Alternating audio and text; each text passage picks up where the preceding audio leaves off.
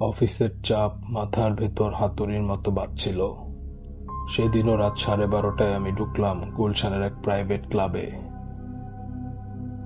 আলো ম্লান, jazz music ধীরে ধীরে বাজছে, আর ভেতরের মানুষ গোনা যায় মাত্র 5-6 জন। কিন্তু এক কোণে বসেছিল একজন, কালো স্যুট, রূপালী ঘড়ি, আঙ্গুলে মোটা সোনার আংটি, টেবিল ভর্তি দামি পানীয়। তার চোখ দুটো অদ্ভুত, যেন হাসছে আবার যেন কাঁদছে। আমি বসার কয়েক মিনিট পরই ওয়েটার এসে একটা বিশাল মিল সার্ভ করলো। আমি অবাক হয়ে বললাম, আমি তো অর্ডার দিইনি।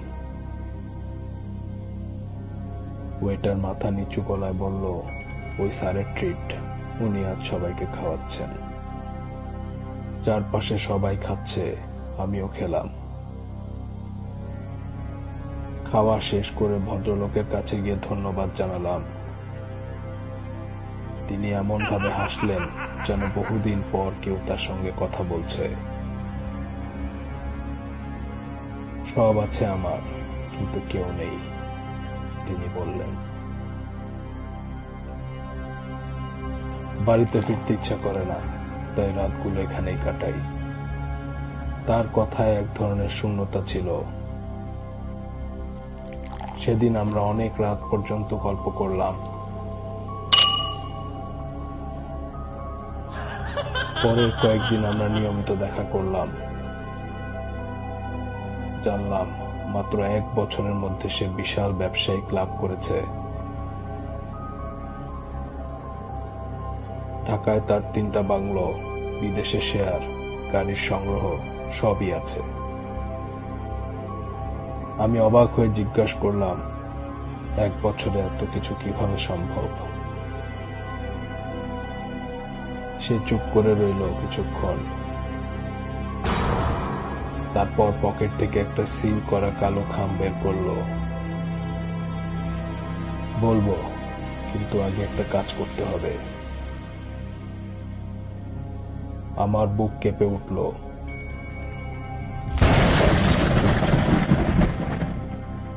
সে ঠোঁট বাঁকিয়ে ফিসফিস করলো, আগামীকাল রাত 2টায় ঢাকা মেডিকেল থেকে একটা লাশ নিয়ে আসবে।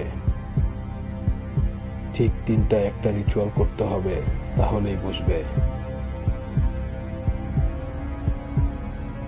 আমি হেসে উড়িয়ে দিতে চেয়েছিলাম, কিন্তু তখন আমি প্রচন্ড ঋণের চাপে। ব্যাংক, বন্ধু, আত্মীয় সবাই টাকা চাইছে। লোভ ধীরে ধীরে ভয়কে হারিয়ে দিল। রাত 3টায় রিচুয়াল, পরের রাত। ঢাকা মেডিকেলের পেছনে করিডোরে দাঁড়িয়ে আমার শরীর ঠান্ডা হয়ে যাচ্ছিল। ঘড়িতে 1:58। আমি জানি না কিভাবে, কিন্তু লাশটা নিয়ে এলাম নির্দিষ্ট জায়গায়, শহরে এক পরিত্যক্ত বাড়িতে। ঘড়িতে ঠিক 3টা বাজতেই বাতাস হঠাৎ থেমে গেল। মোমবাতি জ্বালালাম। খামের ভেতরে থাকা নির্দেশনা অনুযায়ী কিছু অদ্ভুত চিহ্ন আঁকলাম। তারপর লাশের বুকে ছুরি চালাতে আমার হাত কাঁপছে। রক্ত বের হলো, গাঢ় হচ্ছে। পান করো, যেন অদৃশ্য কেউ কানে ফিসফিস করলো। আমি চোখ বন্ধ করে এক চুমুক নিলাম। পর মুহূর্তে মাথা ঘুরে মাটিতে পড়ে গেলাম। যখন চোখ খুললাম তখন সন্ধ্যা। আমি এক বিলাসবহুল বাংলোতে শুয়ে আছি। চারপাশে টাকা, সোনা, দামি আসবাব। আমি উল্লাসে চিৎকার করলাম, আমি পেরেছি। কিন্তু আয়নায় নিজের দিকে তাকাতেই চিৎকার থেমে গেল। আমার ত্বক ধূসর, চোখ কোটরে ঢুকে গেছে, ঠোঁট কালচে। হঠাৎ বুকের চামড়ায় জ্বালা অনুভব করলাম। শার্ট খুলতেই দেখি চামড়া পচতে শুরু করেছে। দুর্গন্ধে নিজে বমি করতে লাগলাম। তখনই মনে পড়ল খামের কথা।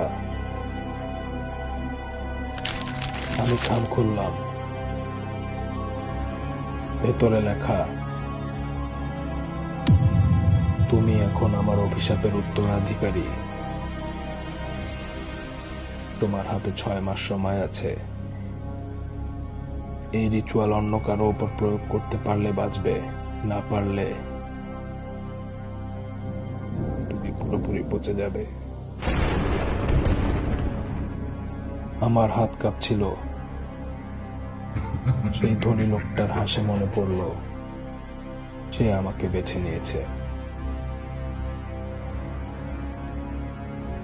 আজ 6 মাসের মধ্যে 3 মাস কেটে গেছে। প্রতিদিন সন্ধ্যায় আমি সেই ক্লাবে বসে থাকি, সবাইকে ট্রিট দেই, হাসি, গল্প করি। কেউ যদি একা থাকে, ঋণের জর্জরিত থাকে, আমি তার পাশে গিয়ে বসি। আমার বুকের পচন এখন গলা পর্যন্ত উঠেছে। মেকআপ আর দামি পারফিউম দিয়ে ঢাকি। আজ রাত 12টা। দেখছি তুমি ঢুকছো ক্লাবে, অফিসের চাপ নিয়ে। ওয়েটার তোমার টেবিলে খাবার রেখেছে।